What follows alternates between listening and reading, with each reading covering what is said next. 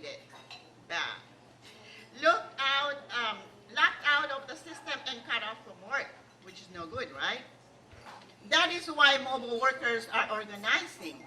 Every worker, no matter if they work on an app like Uber, or in a fast food shop, or anywhere else for the matter, should have the opportunity to join a union.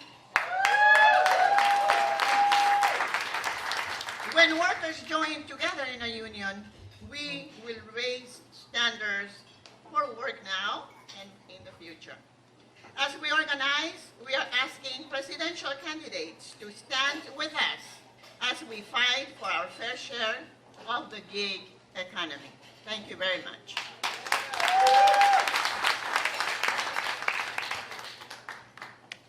Good morning, SEIU siblings and not yet union workers. My name is Andrea Malarkey, and I am with SEIU Local 10-1.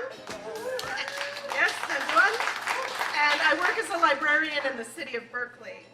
And together, in solidarity with other unions and not yet union workers, we've been able to fight for fair and equitable contracts in recent years.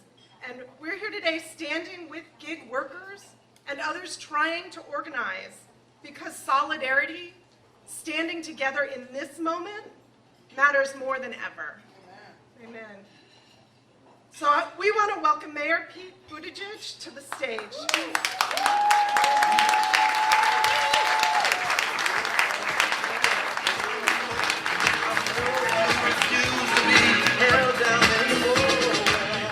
Yes, he's the mayor of South Bend, Indiana, and Mayor Pete was first elected in 2011 at only 29 years old. Re-elected in 2015 with 80% of the votes. A lieutenant in the United States Navy Reserve, he was called to active duty in 2014 and spent 7 months serving in Afghanistan. Yeah.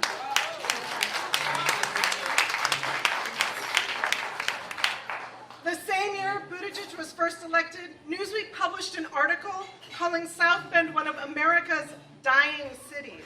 But during his time as mayor, Buttigieg spearheaded an effort to reduce urban blight, attracted millions of dollars in economic investments, and developed crucial public-private partnerships, all of which have helped turn the city around.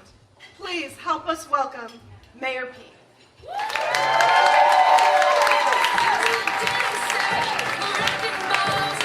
Thank you. Well, first of all, I'm impressed there's this much energy at this hour, so thanks for being here. It's a very good sign for the future of our country. And my name is Mayor Pete Buttigieg. Thank you for the introduction. Thank you, Linda, for your work. And thank you for the opportunity to address you. Most people back home just call me Mayor Pete. That's fine. I've got about 4.5 minutes to tell you why I'm running for president and begin to try to earn your support. But first, I just want to say thank you for the work that you do. You are redefining organizing in a way that will make our economy and our democracy healthier for the balance of my lifetime, and for that, I thank you.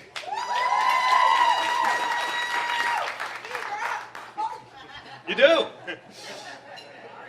I'm running because we're on one of these, in my opinion, we're living in a moment that even now we may be underreacting to the challenge in front of this country. That there's a lot of talk about this presidency, about this White House, about the kind of horror show emanating from Washington, and not nearly enough talk about the conditions that make a presidency like that even possible. I believe that only happens when people sense that the economy and our democracy are so broken that they don't know what to do.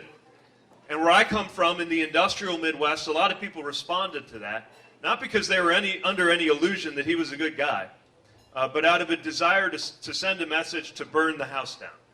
And now the house is on fire. And so it's going to be critically important, even though this president is deservedly unpopular, it is going to be critically important for us to have the right strategy, or he could win again.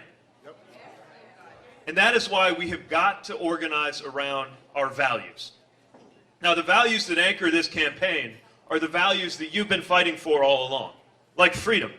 I'm trying to break down the idea that freedom is property of the Republican Party.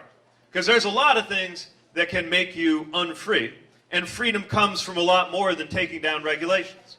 For example, freedom comes from being able to organize for good pay and good working conditions for a good day's work.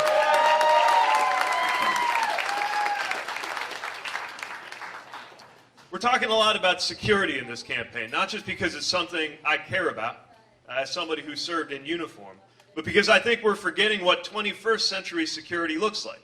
The security has to include things like election security. That security has to include security in the face of a rising tide of violent white nationalism that is threatening lives here and around the world.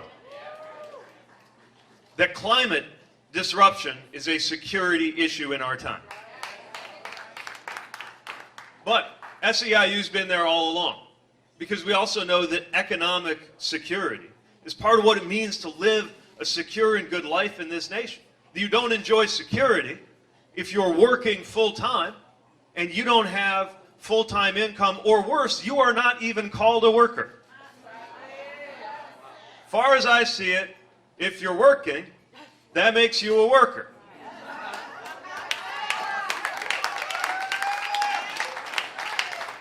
And we need, in the 21st century, to make sure that Washington gets it the way that organized labor gets it. Because you've been doing the training, you've been doing the organizing, you've been seeing into the future, preparing for a generation like mine that will change careers more often than my parents changed jobs, and therefore needs to organize in a way that protects not just jobs but workers, and protects workers no matter how many times they change in the economy, because you can no longer count on a lifelong relationship with a single employer as the way that your benefits and your rights are organized. You all get that. We need Washington to catch up.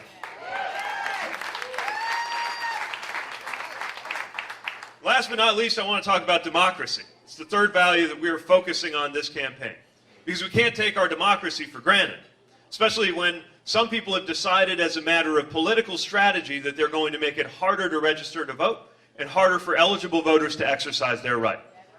We cannot allow that to happen, and I know that you won't. But democracy also happens within the workplace if and only if there is organized labor.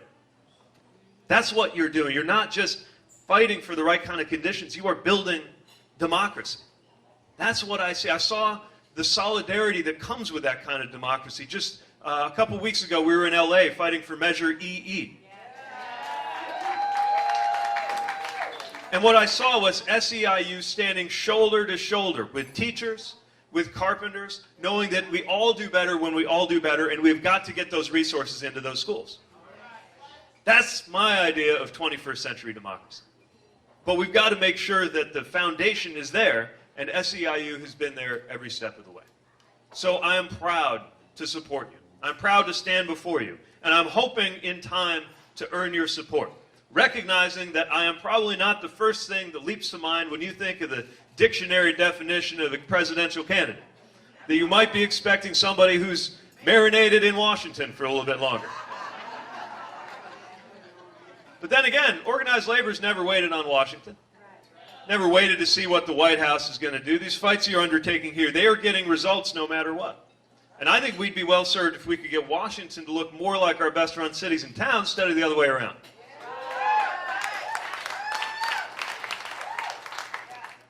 I believe we need voices from communities that this president thinks he speaks for. I come from a city with a 25% poverty rate. We are celebrating the fact that our per capita personal income just went over $20,000. We lost our auto factories, and so they started telling us that the best way to make America great again was to go into the past. But I want to share the story of so many communities like mine that are living proof that there is no honest politics that revolves around the word again.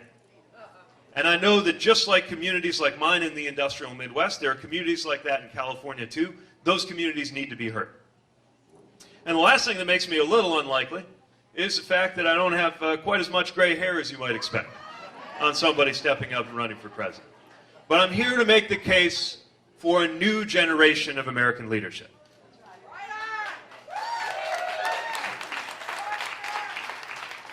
You know, around the world, from France to New Zealand, you're seeing people the age I would be or even younger showing incredible leadership. And I keep thinking to myself, Isn't that the kind of pattern America should be leading rather than catching up to?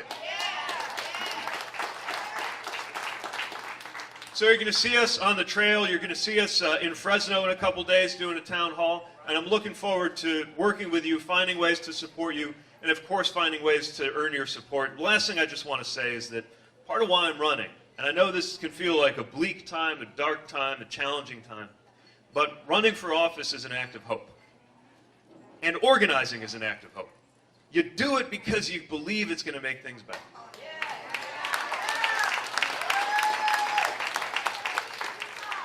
I'm doing what I'm doing because I believe you can take the pulleys and levers of government and work them, or if necessary, redesign them to work for all of us. And I know you're here because you understand the power that comes with people standing together in solidarity to bring about a better life for all. So are you not filled with hope this morning? Yeah. Can I count on you to work together to get good things done? I can't wait to see you on the trail. I hope to earn your support. And thank you for everything you do to make this country a better place. Take care.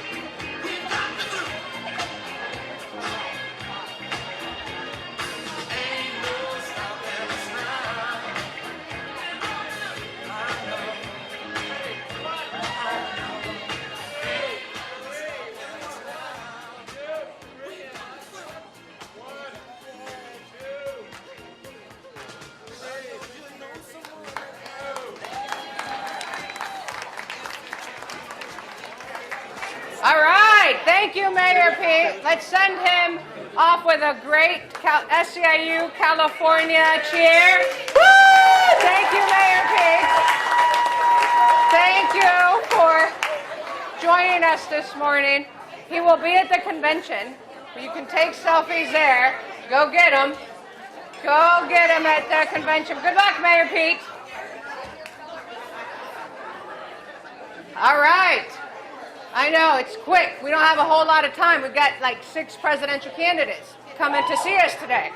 So I just want to remind you why they are here talking to us about why they want our endorsement and what they can do for working families. It's because of the phone calls that you all make. It's because of the door knocking that you make. It's because of all of the field work that you engage in daily. That's our power. That is what they're seeking to get from us today. The COPE dollars that we raise, I can't forget about COPE. All of that is why we have such a big, diverse presidential candidates with us. And I do want to remind folks that we have media in the room, so say hi to the media. Look at all of them. Hey! Which means for me, I got to watch a little bit what I say, because then they, then they use it out of context or something. So all right, I'm taking too much time. Our next members to come up to introduce the next presidential candidate are Amy Klobuchar from Local 721 and Shaylinda Bernard, our social worker. She's from 721. Come on. Oh, but I don't know what I did.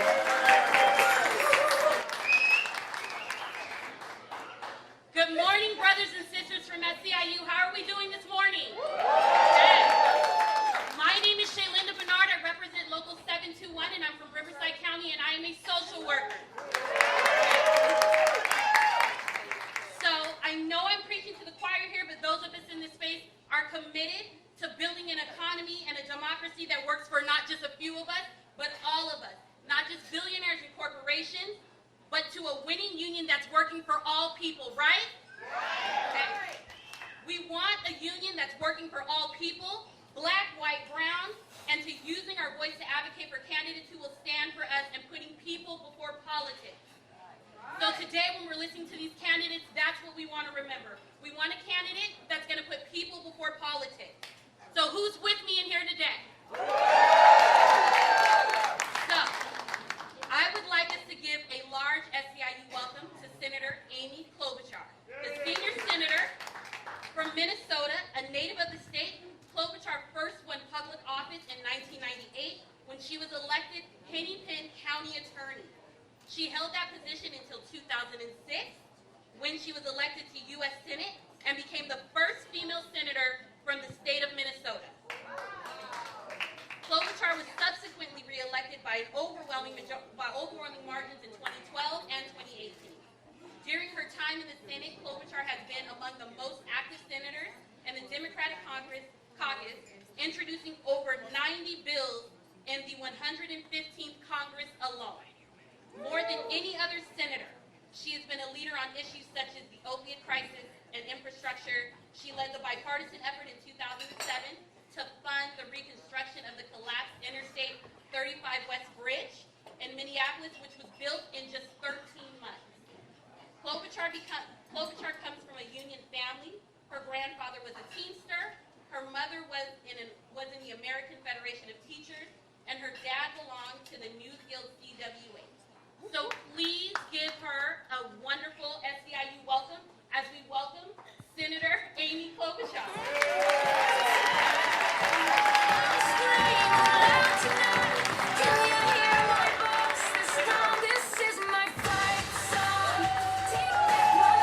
All right. Okay, well, thank you so much. I love the fight song. Thank you so much, Shaylinda, for that amazing introduction. To all of you, it is great to be here with SEIU and you fighters for justice. Thank you. And I first want to tell you that I stand with you against this administration's attempt to block home care workers from paying union dues to their Medicaid checks. That is wrong. That is wrong. Okay. All right. Thank you. Good. Okay, I got it. We got that same issue in our state. So here's my deal. As was mentioned, I come from a union family. My grandpa, he worked 1,500 feet underground in the mines up in northern Minnesota. He never graduated from high school because he had to raise his 9 brothers and sisters. He was the oldest boy. He saved money in a coffee can to send my dad to college. And my dad still remembers all the caskets in that Catholic church of those miners, because way back when they didn't have unions, no one was safe. Then they had unions and people were safe, and that's why I'm here today, okay? Then my mom, she grew up in Milwaukee, Wisconsin, the site of our next convention, and she wanted to be a teacher. She came to Minnesota because they had strong unions, right? She was in one of the first strikes in Minnesota. I have a picture of her with her sign, striking for better wages. She then taught school till she was 70 years old. And my dad, yeah, well, they got divorced and she needed to keep teaching. And it's not all of her, I got to tell you the truth. It's not like a totally pretty story. But my dad, he worked in his newspaper and he was a member of the newspaper guild. So I stand before you today as the granddaughter of an iron ore miner and a union member, the daughter of a newspaper man who was a union member, the daughter of a teacher who was a union member, the first woman elected to the United States Senate from the state of Minnesota, and a candidate for president of the United States. That, my SEIU brothers and sisters, that is what union's about. The simple idea that no matter where you come from, no matter who you know, no matter the color of your skin, no matter if you have connected to friends, no matter who you worship or who you love, you can make it in this country. That is what unions are about, and when unions are stronger, America is stronger. That is why when I am out there talking about the issues facing our country. Maybe you remember my announcement. You know, I had like 8 inches of snow on my head. I was in the middle of a snowstorm. I heard Mayor Pete talking about how he didn't have gray hair. Well, when I went out there that day, the woman that did my hair was famous because my hair stayed up, you know. And she told me later that she was out there while 9,000 people were cheering in a blizzard with skis and bringing their kids on sleds, that she was just praying. I go, why? She said, well, you didn't notice the gray was coming in on your hair, so I sprayed a bunch of brown stuff, and I was afraid it was going to come dripping down on national TV. Okay, that's my life. All right. Okay, so what do we have to do? We have to take on the challenges of our time, right? That means our making sure that we have the fight for 15 is a reality, not just in California, but across the country. You are in the lead. You are in the lead on this. This means that we make sure we have child care. How are we going to be able to make it when we need workers? They don't have child care. They don't have paid family leave. We're the only industrial country like this that doesn't have the kind of benefits that we should have. And it means that we should have the right to organize and get rid of the right to work that is going around this country and all these states. And the final thing, then, if we're going to get all this done, guess what? SEIU, we need to win, okay? So let me make my case. I've been elected 3 times, and I have won every single rural red congressional district in my state, okay? You remember that woman, Michelle Bachmann? Anyone? I won her district, okay? All right. And I did not do it by selling out on our values, right? I did it by going not just where it's comfortable, but where it's uncomfortable. I did it by talking to the people of our state and looking them in the eye and building trust. And we have a guy in the White House right now that tries to break that trust every day, right? I announced on that river, because I want to make the point, we need to cross the river of our divides to go to a higher place in our politics. And this is a guy that tries to make more divides. He wakes up in the morning and goes after immigrants. He does it like a couple times a week, right?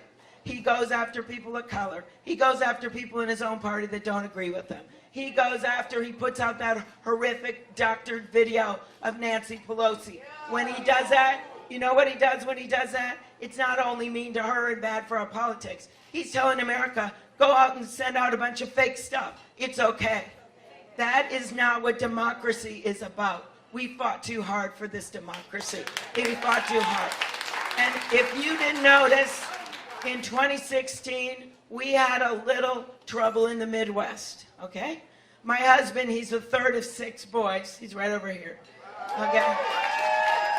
And he grew up in a trailer home, a single trailer home. They had one station wagon, and they would go on vacation in the summer. And he was always the good boy, the quiet boy, the third one. And let's just say maybe once or twice, they drove off and left him behind in the gas station, okay? And I'm going to tell you this. When I am leading this ticket, we're not going to leave the Midwest behind in the gas station. We are not going to leave our workers behind in the gas station. We are going to stand up. And if you think we can't win those hard states and take back the White House in 2020, I have 4 words for you. Former Governor Scott Walker. We did it. We can do this. We did this with our unions. We did it across our country. We have fantastic candidates. One of your great senators is going to be speaking soon. Your great Senator Kamala Harris is going to be out here in a minute. And let me say this. We're going to have to unite, right? No matter what it is. That's what we did in 2018. We're going to have to get behind a candidate. And I know you're going to do that. I want to be the one. Let's get to work. Let's win in 2020.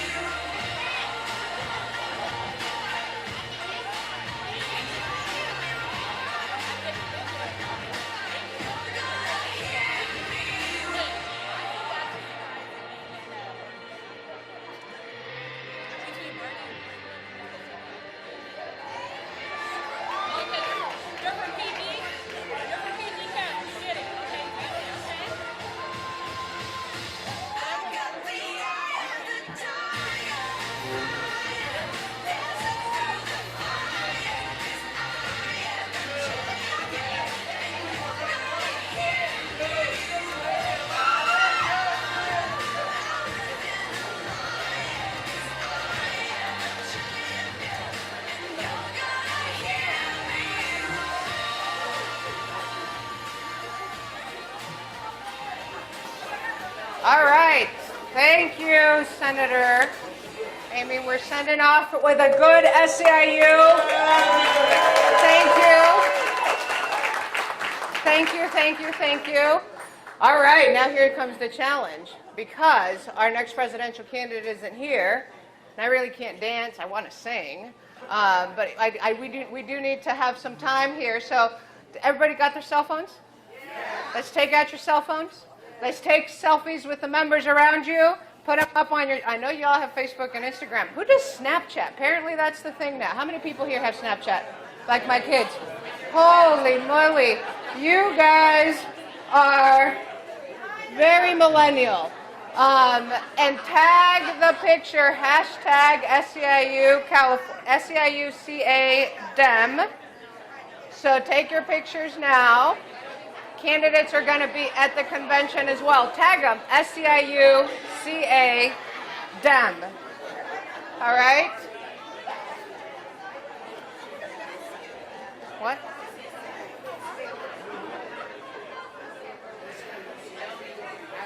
Hashtag SEIU CA Dem. All right.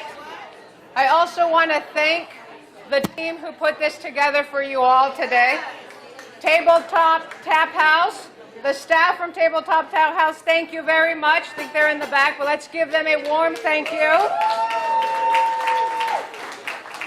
Penguin Productions, who did all of the lighting and the AV and this really handy-dandy teleprompter that I have here because I can't really carry paper.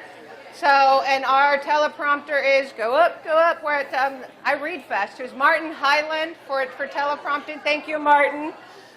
And a big round of applause to your SEIU California State Council staff who hasn't slept to make sure that you have this event with you all today. Are we? Okay. So put it on the teleprompter, please. Thank you. I'm not used to reading from a teleprompter before. But as I had said to you earlier, I had an injury about 3 weeks ago, and I had the luxury of being able to afford my private home care worker, but 2015. And I just want to, one of the candidates had talked about the attack that home care workers are under. And I'm so, after these first 3 weeks, I was fired up before. I am more fired up now. I am tired of home care workers getting singled out, different, be treated different as workers when they had to wipe me sometimes.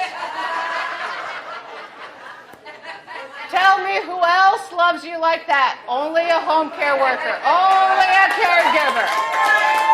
So we stand with them as we continue to fight to make sure that they are treated as every other worker and they have the right to choose where their money goes in their union. So we will fight that back, brothers and sisters.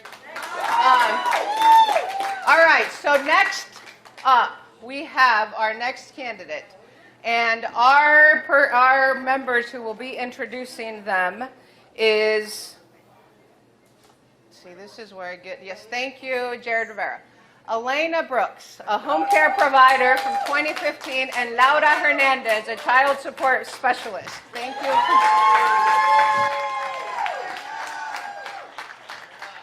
Good morning. Good morning, family. Okay, can you hear me now?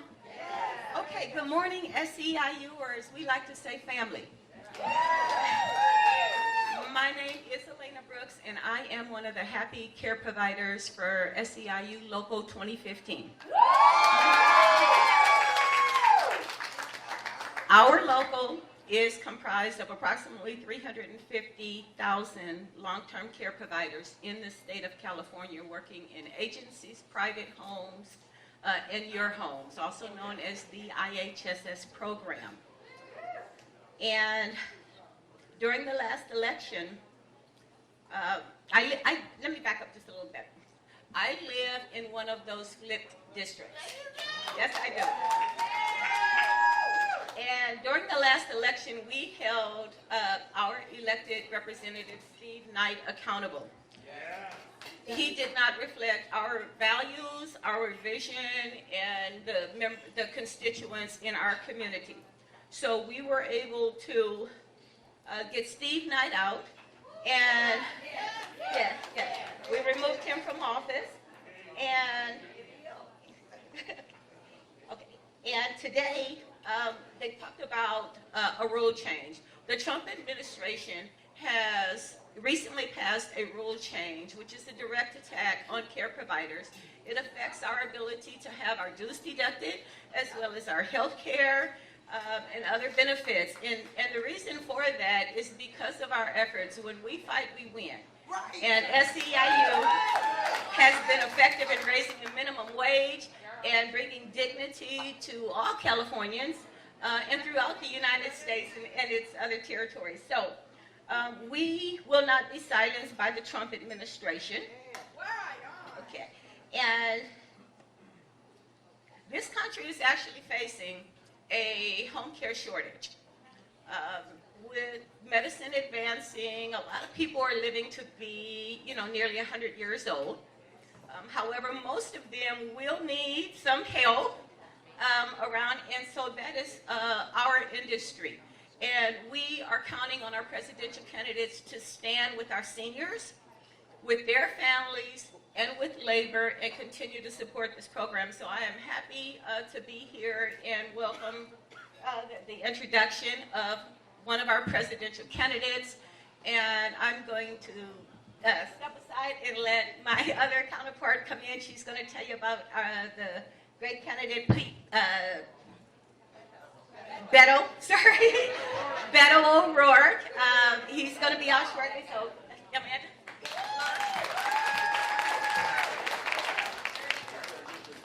Good morning, and I apologize in advance because I've only had one cup of coffee this morning. So I did not put any sugar in it. So I'm hopeful that today I could speak as loud as everybody's passion in here today, because I feel everybody's very passionate about labor, and I'm very excited to be here. Again, my name is Laura Hernandez. Somebody said it earlier, and I remember it. I am from SEIU Local 521.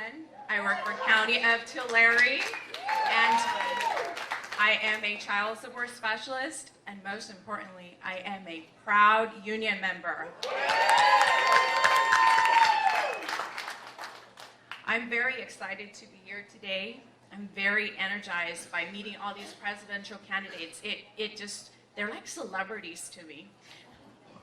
But most importantly, all you guys here today are making me feel very at ease and very welcome to be able to be here up here in front. At this time, more than ever, we want a president who proudly champions economic and racial justice and commits to throwing open the doors for opportunity for every person to join the union, no matter where they work. Let's welcome former Congressman Beto O'Rourke.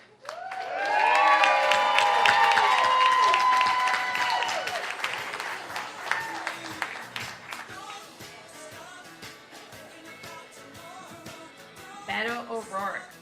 Well, he began his political career in his hometown of El Paso, Texas,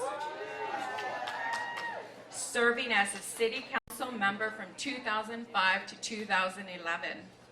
In 2012, he was elected to U.S. Congress, where he represented Texas' 16th Congressional District 3 times. During his tenure in Congress, he worked to improve mental health services for military veterans and advocated for increased gun control. In 2018, he challenged Republican Senator Ted Cruz. And despite falling short on Election Day, O'Rourke came closer than any Democrat since 1978 to ousting an incumbent Republican senator in Texas.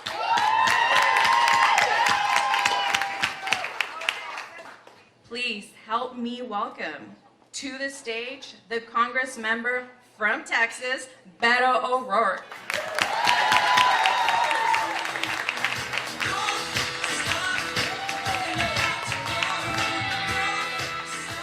Muy buenos días. ¿Cómo estamos? Gracias.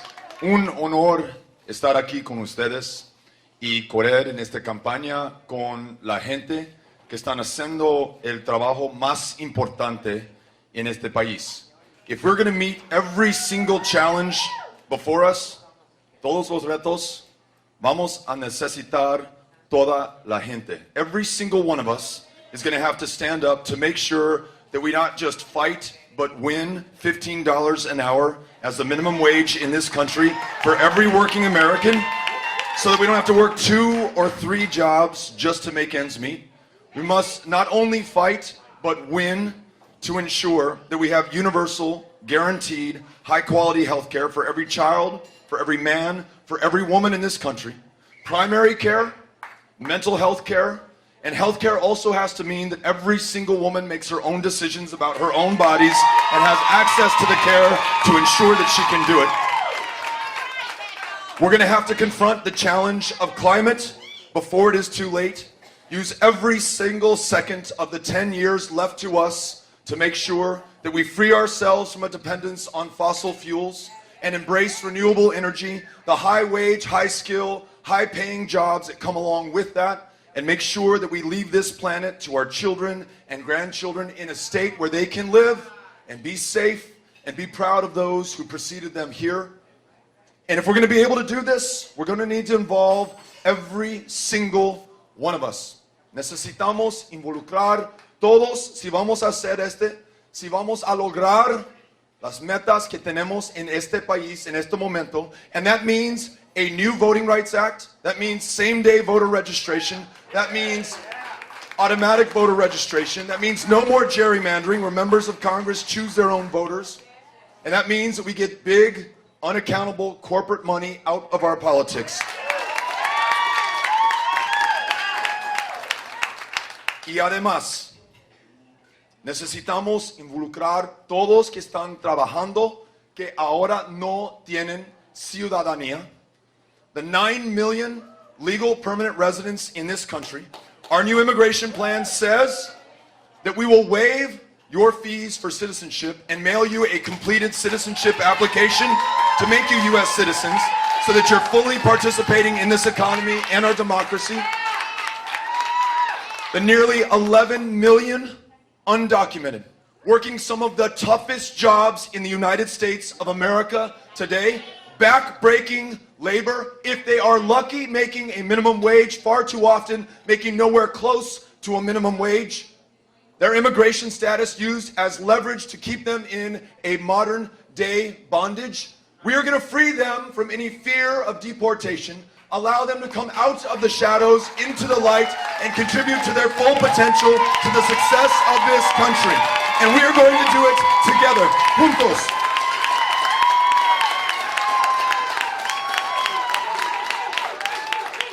And this state, and my home state, these 2 border states, we're going to share with the rest of the country that our security will not be purchased through walls or putting kids in cages or deporting their mothers back to the very countries from which they fled. Si queremos asegurar nuestras comunidades, necesitamos tratar cada humano con respeto y dignidad. Y así vamos a hacerlo. So I am running to serve you, and I am running with you. All of us want to be the largest grassroots campaign this country has ever seen, that makes no distinction based on our differences, involves every single one of us into our democracy, and lifts everyone up who is helping to build this country right now. I am so grateful to be with you, SEIU, and to be running to serve you as the next President of the United States of America. Les agradezco y gracias. Nos vemos. Thank you very much. Appreciate it. Thank you.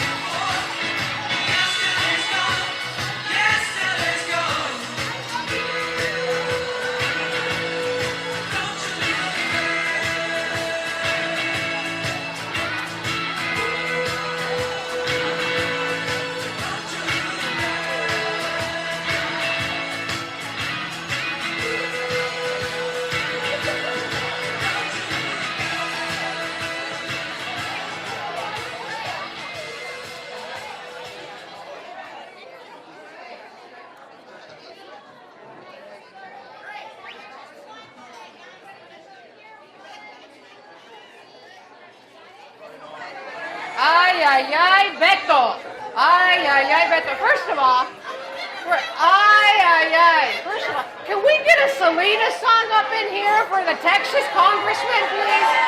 Can we get a Selena? All right.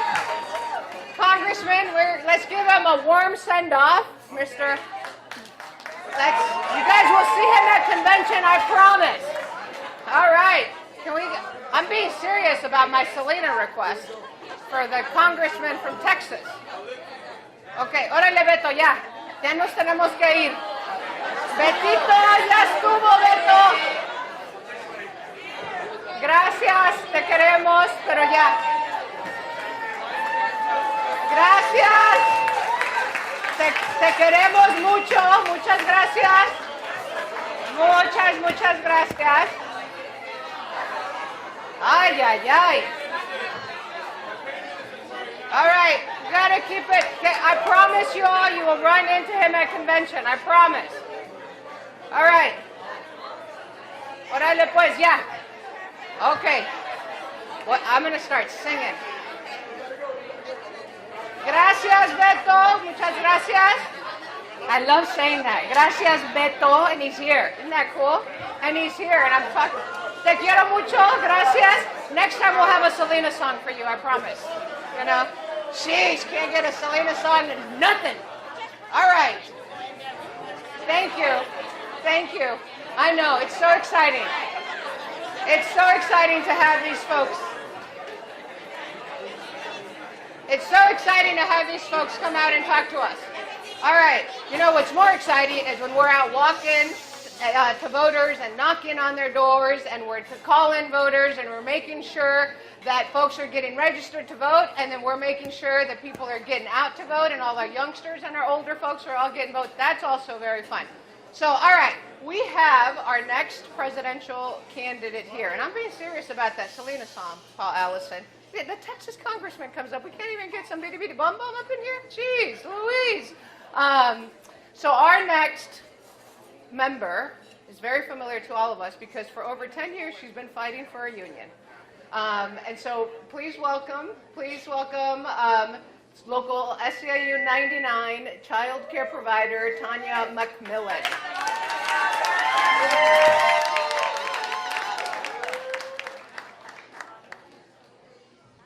Good morning, brothers and sisters. So my name is Tanya McMillan, and I have been offering quality child care for over 24 years in the city of Bellflower, and I am a proud member of SEIU Local 99. So child care providers like myself primarily serve low-income families, working families, and we make sure that every child has a fair shot at the California dream.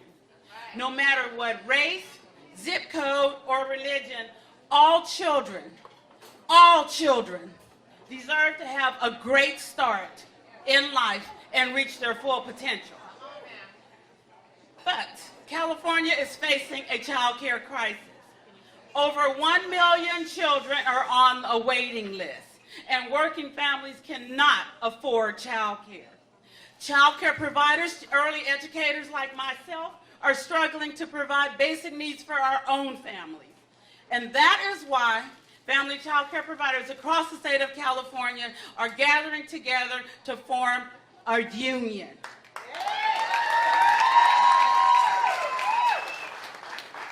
California's AB 378 will allow family child care providers to negotiate with the state and ensure to have the wages and benefits to care for not only our own children, but the children that we care for also.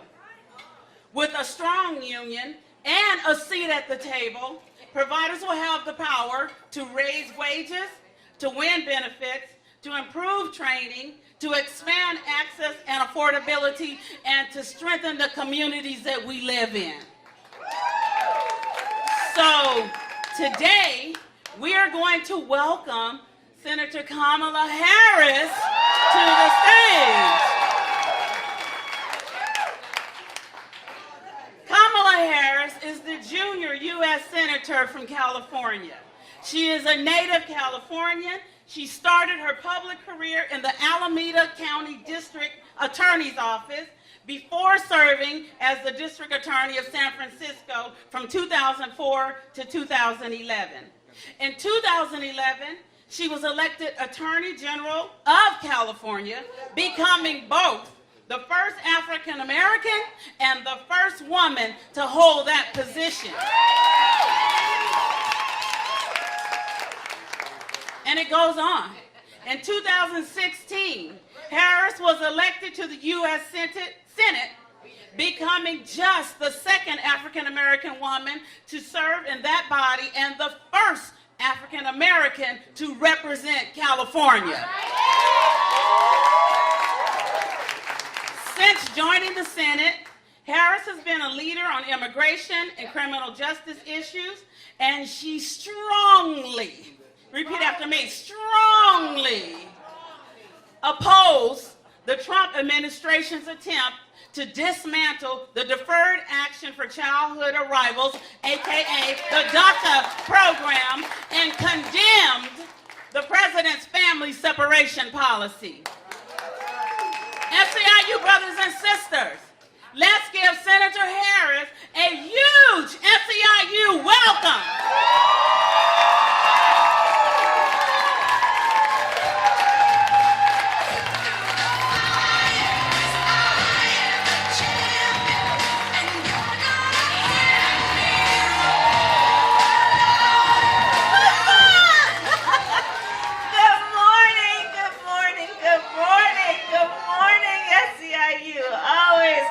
In the House of Labor.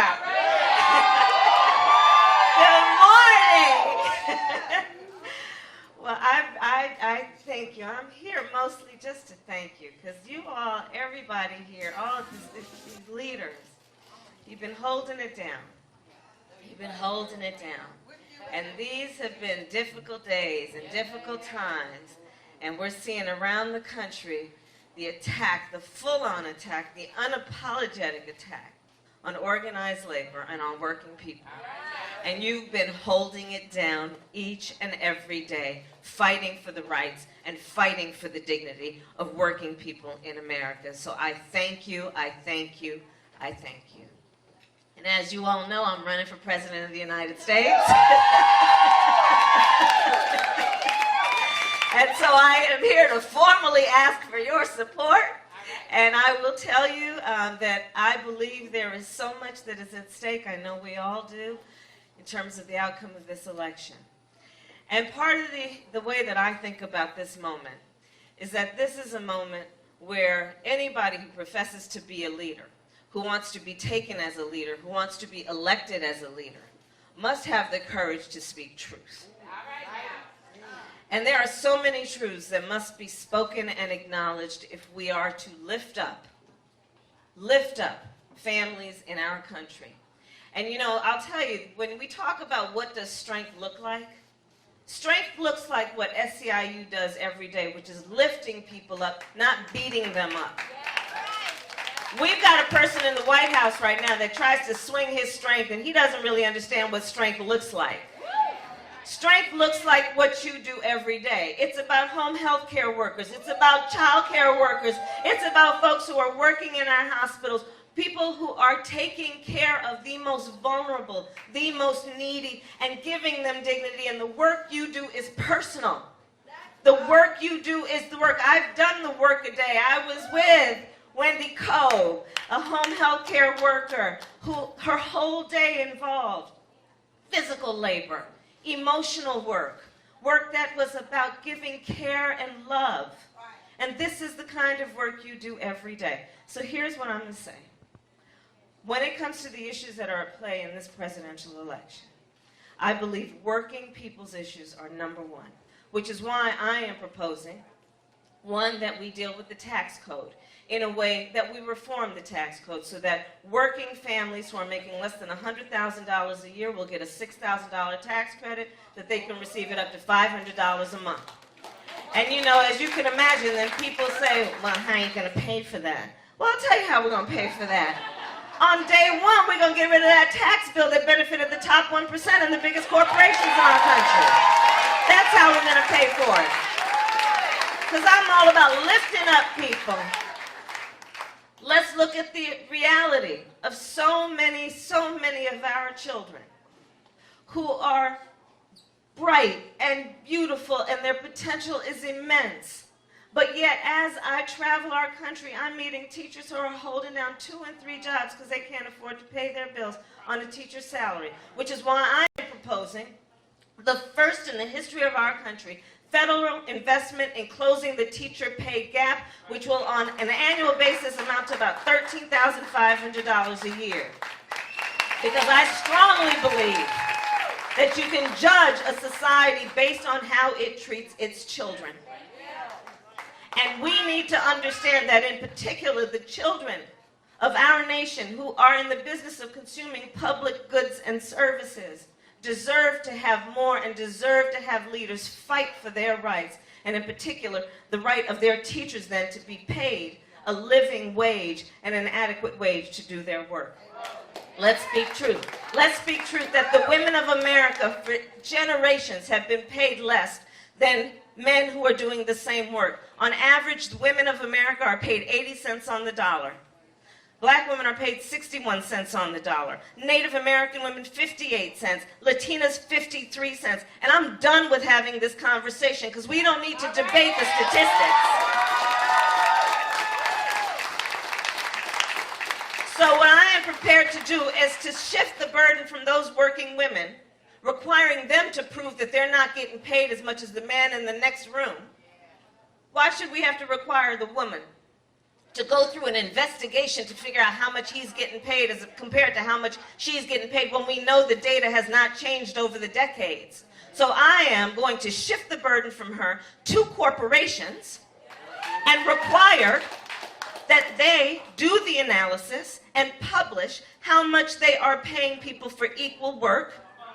And I'm going to require that they post that on their website. You know how restaurants have A, B, C, and D? They need to post it. But it's going to be more than that because I'm all about enforcement.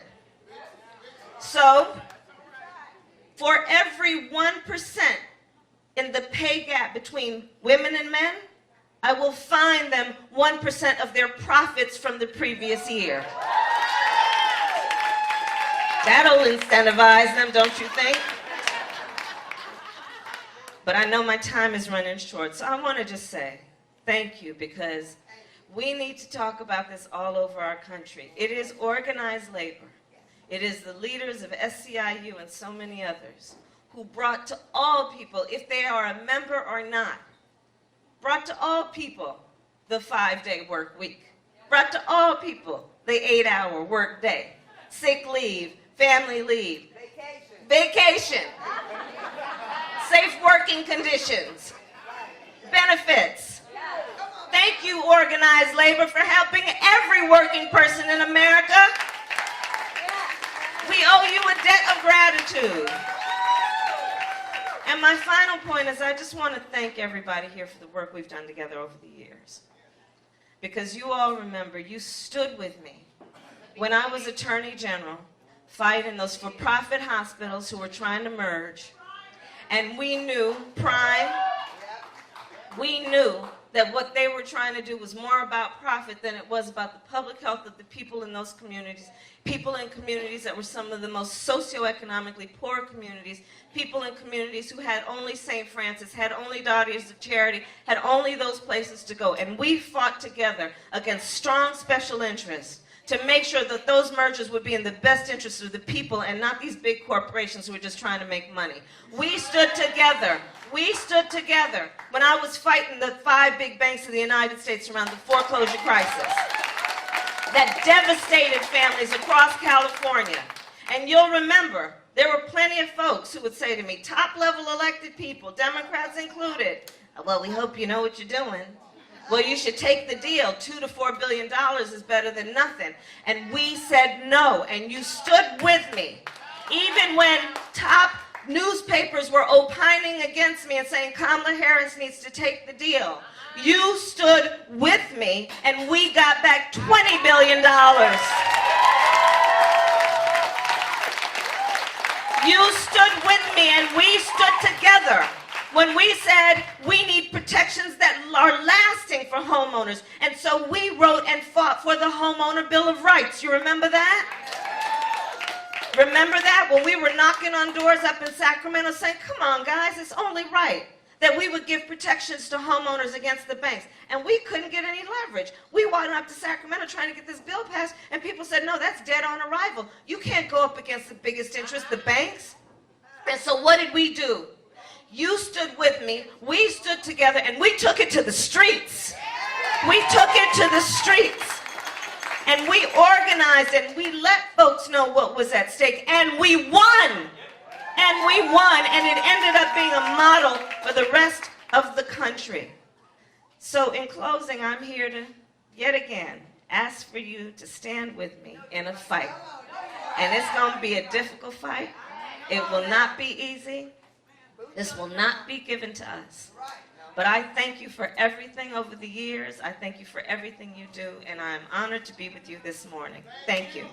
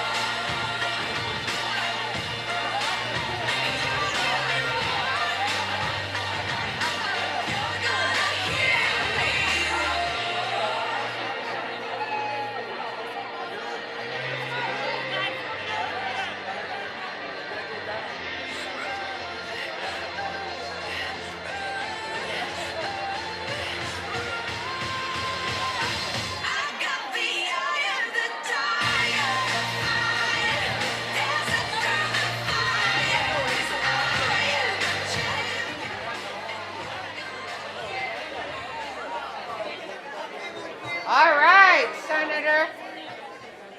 Thank you very much. Thank you, Senator Harris, for joining us today. Thank you very much. You will see her at convention, I promise. Promise. That you will run into her at convention as well as all the other presidential candidates. All right.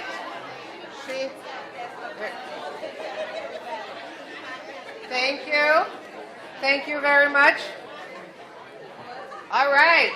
So we still have 2 candidates left. So we gotta go. She's out. We can blame our former 2015 President LaFonza about it. Thank you for whisking her out, LaFonza. All right, so we have 2 presidential candidates left. So we're almost done, folks. So I wanted to make sure we don't let a lot of electeds in, but this is Senator Scott Wiener's district. Where are you, Scott? I think there he is. So I just want us to give him a hello from SEIU. Thank you for joining us, Senator Wiener. And a big thank you to the media for always reporting the truth and keeping the facts straight from everybody. So I just wanted to make sure to give you guys a shout out. And our translator is here somewhere. Translators, just give a big thank you to the translators. Muchas gracias for all of your work. Next, to introduce our the next presidential candidate is we have our environmental planner from Local 1000, Jerome Washington, and a janitor and promotora, Maria Gonzalez. Come on up.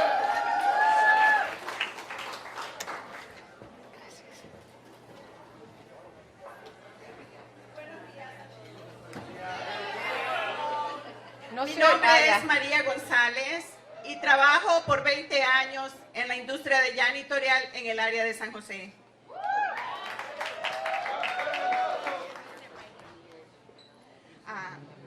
Soy miembro de USWW.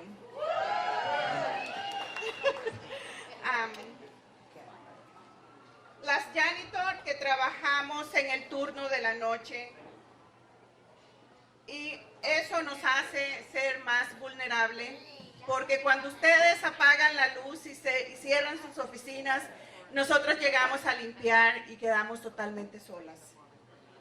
Hi, my name is Maria Gonzalez, and I'm a janitor from USWW. I am a janitor in the city of San Jose, and us janitors, we work at night when you turn out the lights and you leave your offices, and this is something that makes us as female janitors more vulnerable to situations that other people do not go through.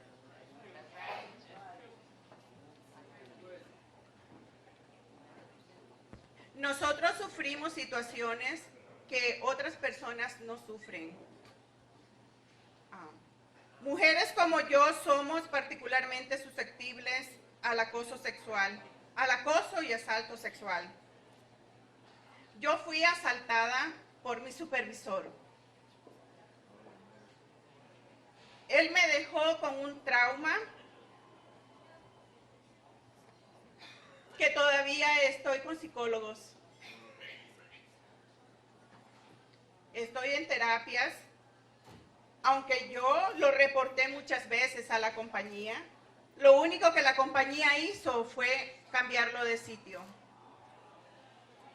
Yo pedí mi traslado porque no quería estar en el edificio donde habían ocurrido los hechos. Lograron trasladarme a otro edificio y para mi sorpresa, cuando llegué a ese edificio, el supervisor estaba ahí. So I personally suffered from the trauma of sexual abuse and assault. I was assaulted by my supervisor. This is a trauma that I'm still trying to overcome through the help of a psychologist. And although I reported what happened to the company, the only thing that they did was transfer him to another location. When I asked to be transferred because of the bad memories that I had from that location, to my surprise, they transferred me to the same place where he was still working.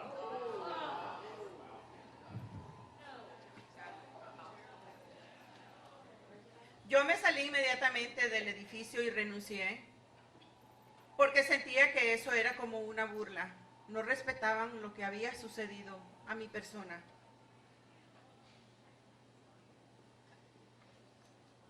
Al oír la voz en la oscuridad del agresor, mis hermanos y hermanas de USWW me han ayudado a superar esto. Y ahora enseño a otras mujeres a que no callen, a que hablen y reporten todos los acosos y los abusos que se cometen en esta industria de janitorial. So it was to my horror and surprise that I heard his voice calling me in the darkness that day, and I resigned immediately and left. My brothers and sisters from USWW were the ones who helped me overcome this, and today I help other women who have also suffered from harassment and abuse so that they can fight against this at their job site.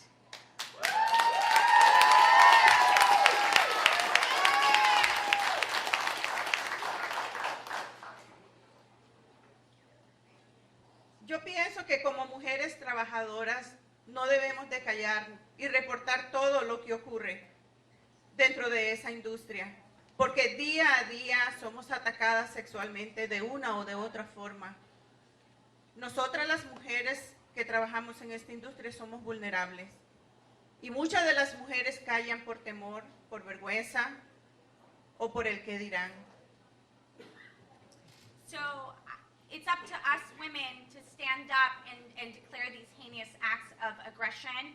So many women in this industry suffer from assault of one type or another at their work. And so it's up to us to stand up and defend the rights of these women when it comes to this.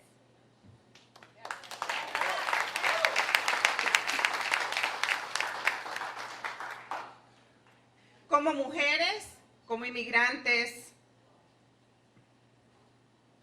y como trabajadoras, les pregunto a ustedes hoy, nos pueden ayudar a luchar contra este acoso. Nos pueden ayudar a quitar esta pena que nosotros llevamos cuando somos acosadas.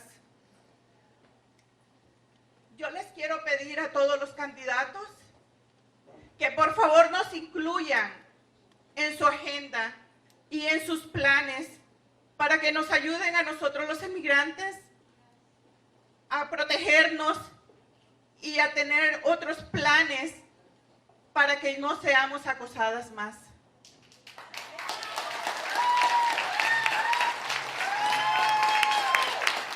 So I ask, as a woman, as an immigrant, will all of you stand with us, women, immigrants who have been assaulted and who are still suffering through this pain and trying to overcome it? And I want to ask the candidates that are here today, will they include a plan in their strategy to include us, to protect us, and to help us overcome these assaults that are happening, not just as women, but also as immigrants and members of our community?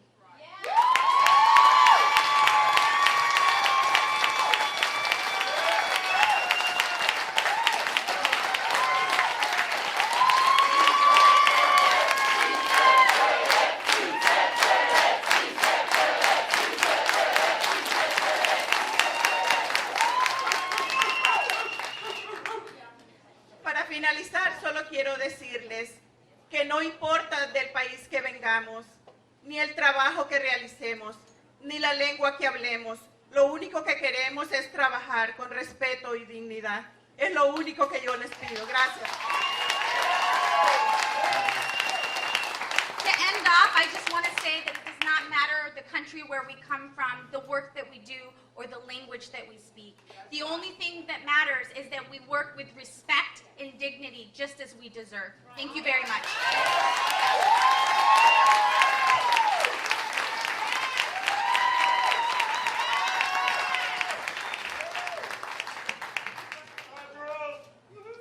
Hello everyone, my name is Jerome Washington, and I'm a proud member of SEIU Local 1000. SEIU Local 1000 represents 96,000 state employees. I work for the California Department of Transportation as an environmental planner for 15 years. We are a union where our shared values and mission lead us to develop a meaningful purpose statement that demands action to build a better California and a better world. We know we must take immediate, bold action so that everyone has the opportunity for a good life, live in sustainable communities, and have the opportunity to enjoy the fruits of social, economic, and environmental justice. SEIU members want elected leaders who will make sure as many workers as possible can join unions.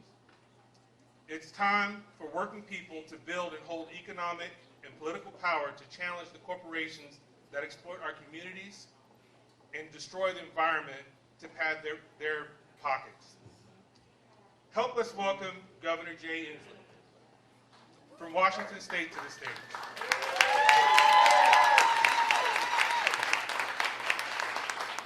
Jay Inslee is a fifth-generation Washingtonian. Inslee began his political career in 1988 when he was elected to the Washington House of Representatives.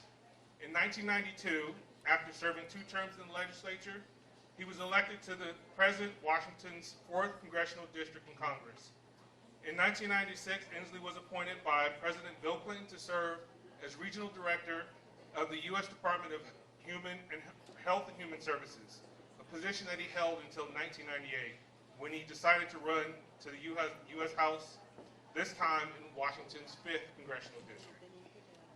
Inslee was in Congress from 1998 until 2012, when he was elected governor of the House state. Inslee won re-election in 2016.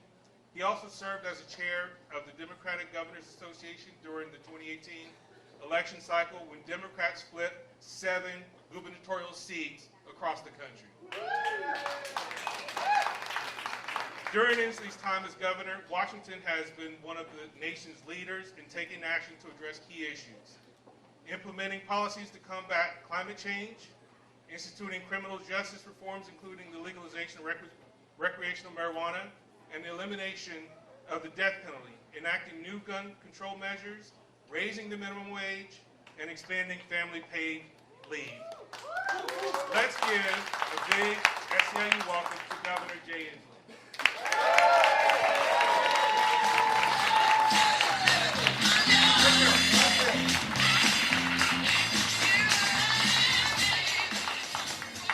Thank you, good morning. I've come here to talk about how I'm going to beat Donald Trump in 2020.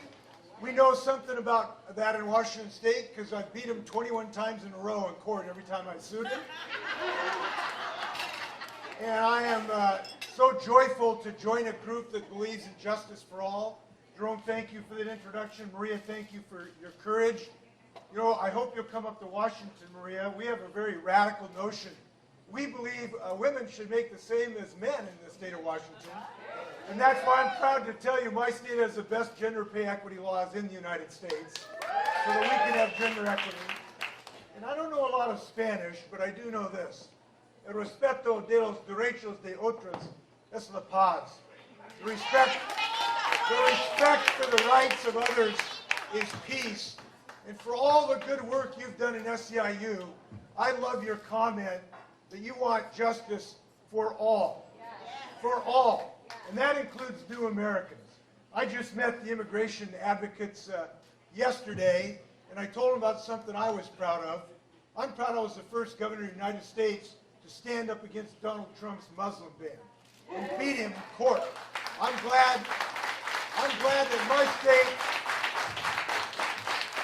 you know, Donald Trump wanted to threaten us. He thought he was going to threaten us, saying, you know, if you stand up for the rights of new Americans, we're going to have refugees and immigrants, and we're going to put them in your state. And I said, bring them into my state. We believe diversity is a strength. It is a virtue, and that's how we stand. And I love the fact that you're standing up for working people. I was marching with your members in Chicago in the March for 15 the other day, and we marched to the headquarters of the McDonald's Corporation. And I looked up at that headquarters and I said, you know what? The guy who works up here in a corner office makes 2,100 times more than the median income of people who work at the McDonald's Corporation and for those franchises. And here's what I think. If he's going to make $2,100 more than working people, he should damn well pay people $15 an hour. And that will be the national minimum wage. We're fighting for it. And if anybody tells you if you have a high minimum wage, it's going to kill your economy, you send them to see me. Because we got the highest minimum wage in the United States. We got the best paid family leave in the United States. We got the first public option in the United States. We got the first long-term elder care plan in the United States. We got the best gender pay equity in the United States. We got the biggest pay bump for educators in the United States this year. And because we've done these things, you know what we've got? The best economy in the United States of America. Because we know this, when you build a middle class in America, you know what you get? You get economic growth. We have blown up the trickle-down myth of Donald Trump and the Republicans because we're building a middle class in the state of Washington. And thanks for SEIU being right there to make sure that happens. Now, we're not done. We are not done in this fight. Now, I know who brought us the weekend. It's the union movement. The folks who brought us the weekend are now going to bring us a pay raise for 50% of Americans who haven't had a pay raise in 25 years. Donald Trump keeps bragging about his economy as he craters it with these crazy tariffs, but half the people in America haven't had a pay raise. So we're going to do what our state has done, which is since the Janus decision, because we have been dedicated to union involvement, we've increased union membership by 10% in the state of Washington. Okay? And federally, what we're going to do is have a rebirth of collective bargaining in this country. Now, I have proposed the strongest, the most robust, the most ambitious proposal of all these fine candidates. By the way, there's a lot of talent in this field. I've identified 18 potential vice presidents already in this field. But I can say unequivocally, if you take a look at my plan, I want to make sure that you can sue the boss if he violates your collective bargaining rights. I want to have card checks. I want to make sure we have stronger sanctions. I want to make sure it doesn't take 20 years to enforce your rights. We need a new collective bargaining system so people can have rights to have a union in this country. And I feel this is strong. Now, here's the reason I feel so strongly about this. You know why we haven't had raises in 25 years? Is because we've had a decline in union membership. This is the key to economic growth. And I want to thank SEIU for being on the line with all of us to make that happen. Now, how are we going to grow jobs in this country? I'll tell you how we're going to grow jobs in this country. We're going to start by defeating climate change and growing 8 million clean energy jobs in the United States of America. I'm committed to this. I'm committed to this heart and soul. It's pretty much one of the main reason I'm in this race. When I went to Paradise, California, and I drove around at night with the governor's security staff, it looked like a post-apocalypse Hollywood movie. And Donald Trump says this is a Chinese hoax. He says wind turbines cause cancer. What's a bunch of baloney? Wind turbines cause jobs. And that's what we're going to create.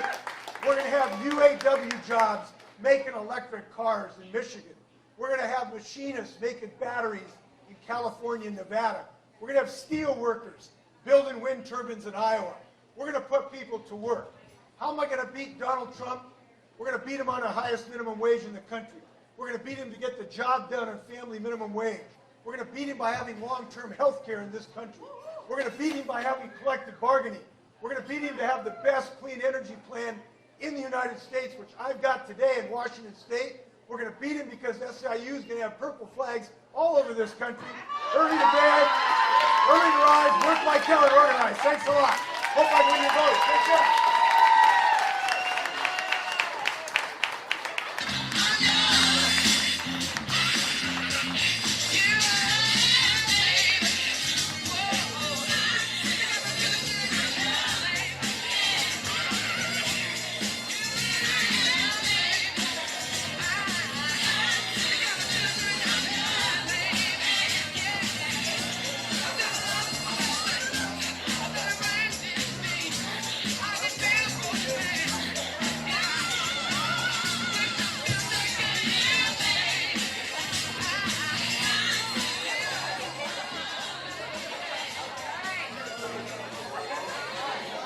All right, we got one more candidate. Thank you, Governor, for joining us. I know. Who said, oh my God, over here? Thank you, Governor, for joining us. Let's give him a solid goodbye from SEIU and good luck on the trail, Governor. Thank you. All right, our last candidate for president joining us today is going to be introduced by Michael Lozak from CIR and Emmanuel Gonzalez, a not yet union dialysis worker who is soon going to have a union. Let's welcome them to the stage.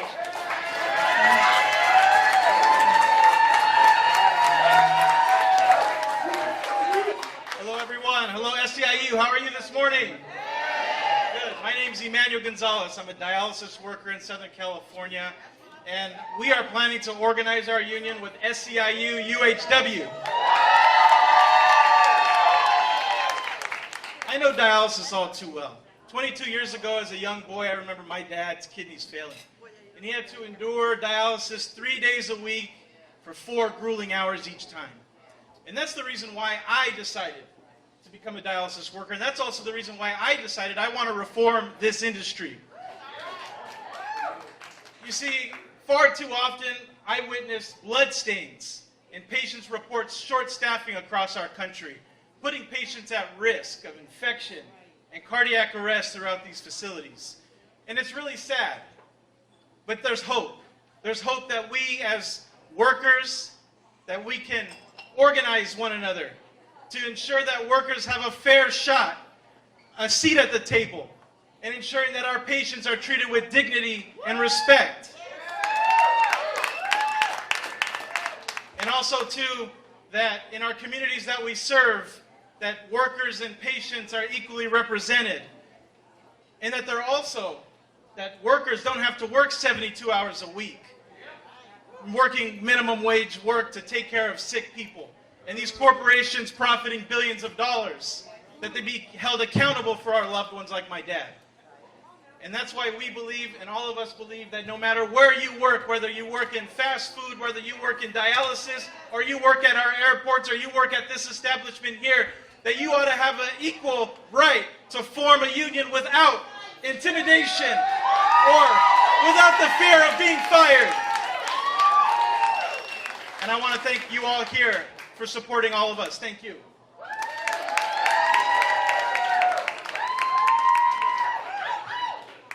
Hi everyone, I'm Dr. Michael Losak. I'm an emergency room physician at the University of California, San Francisco. I'm so happy to be here with you.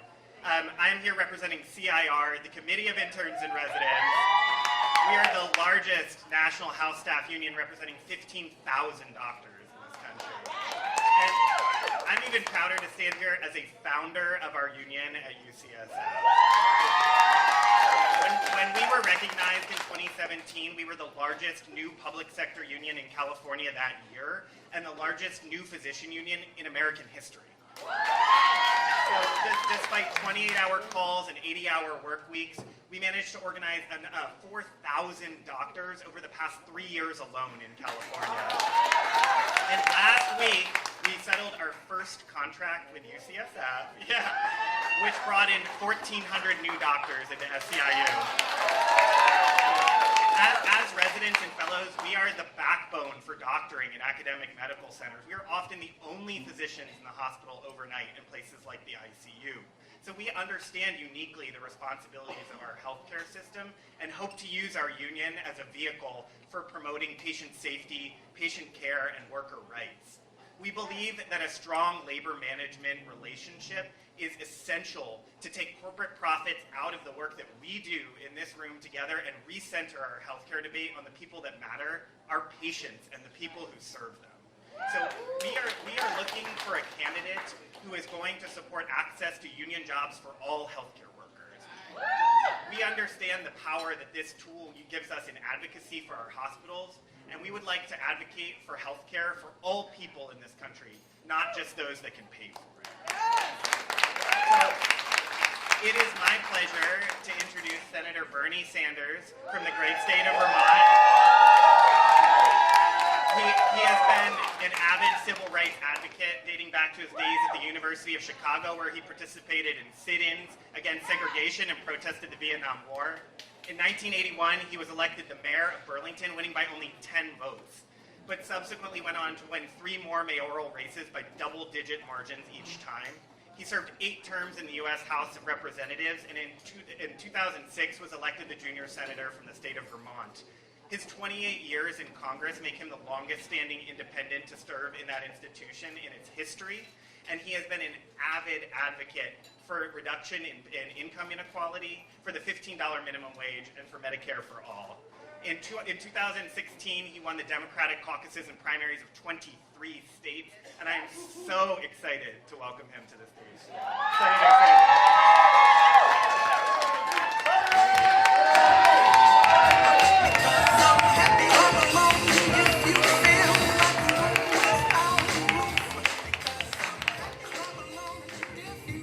You all know my wife, Jane,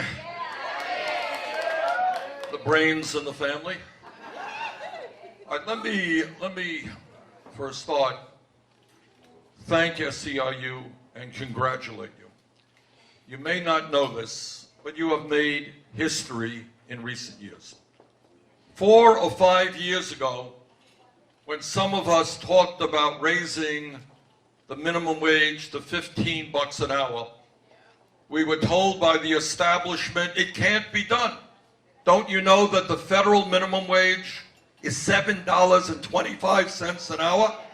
How can you talk about raising that minimum wage to $15 an hour? But what you did with people in the fast food industry, you stood up and you fought back.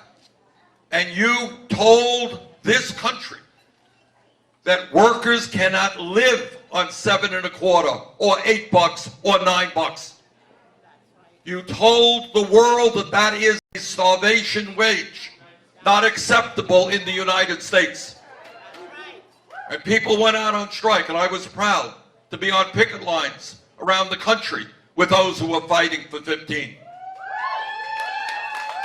And then suddenly the word got out, and people said, you're right. How do you raise a family on 10, 11 bucks an hour? And today, 7 states in this country have raised the minimum wage to $15 an hour. Thank you, SEIU. And I introduced legislation in the Senate which says that if you work 40 hours a week in the United States of America, you're not going to live in poverty. We're going to raise the national minimum wage to 15 bucks an hour.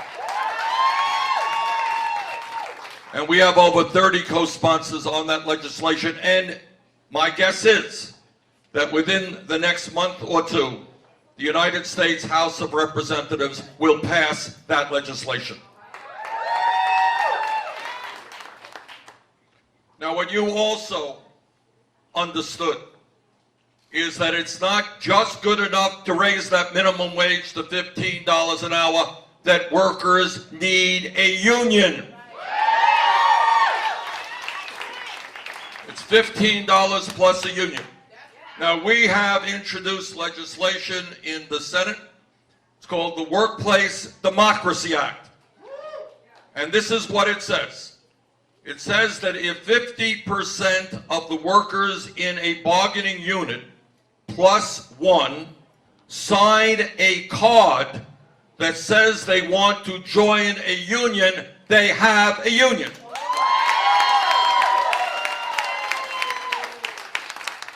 And if an employer refuses to negotiate in good faith on a first contract, that employer will be severely penalized.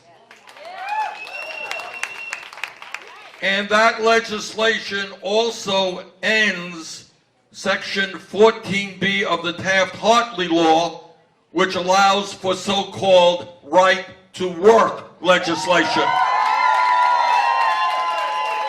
This is what I believe. Throughout my life, I have not just been pro-labor. I think I have a 100% lifetime pro-labor voting record. I've done more. I've been out on the picket lines with workers. And this is what I believe.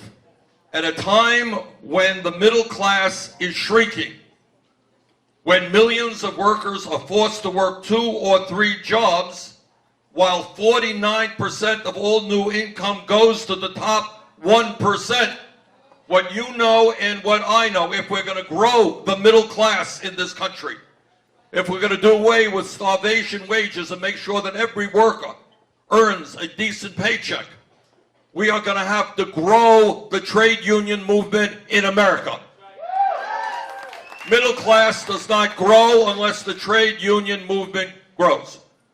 So what our administration is about is making it easier for workers to join unions, not harder. But it is not only building the trade union movement.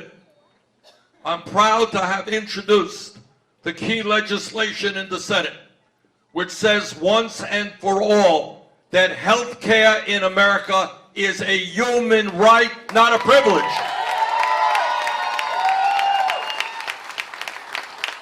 It is a disgrace. It is a disgrace that we have 34 million Americans with no health insurance, even more who are underinsured with high deductibles and high co-payments. And that is why we will do what every other major country on earth does and guarantee health care to all through a Medicare for all single-payer program.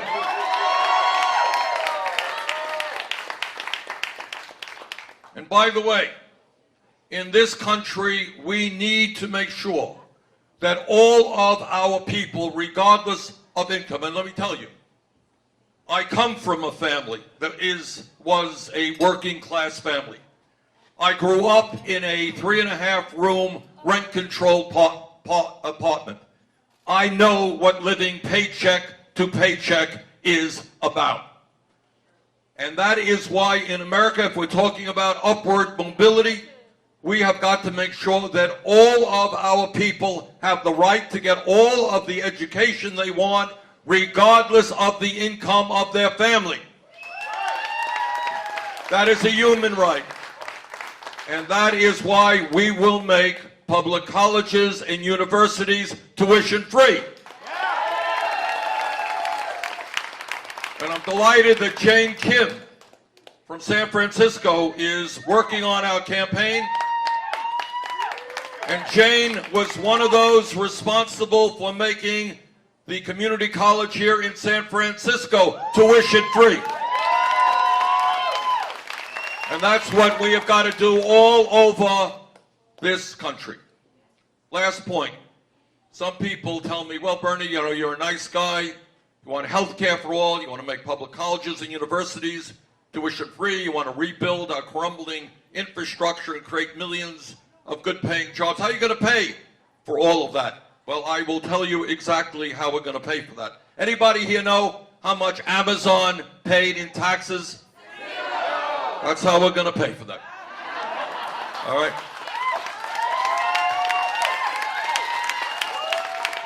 When a company that made $11 billion in profits, owned by the wealthiest guy in the country, pays nothing in taxes, trust me, we will be able to find the money to pay for the things that the working class of this country needs. Last point. Next Wednesday, I'm going to be in Arkansas. Anybody know why I'm going to be in Arkansas? That's right. I was invited by workers at Walmart to represent them at the National Board of Directors meeting being held in Arkansas. And I'm very proud that they asked me to go there. Walmart is owned by the Walton family. Walton family is worth $175 billion. You got that? That's a B. They are the wealthiest family in the country. But that family pays its employees wages that are so low, 10, 11, 12 bucks an hour, that many of those workers are forced to go on food stamps, Medicaid, and public housing. And who is paying for those food stamps and Medicaid? You are. So here you got the wealthiest family in the country being subsidized by the working people of this country. So I will tell you what my message to the Walton family next week will be. And that is, pay your employees a living wage. We don't want to subsidize you.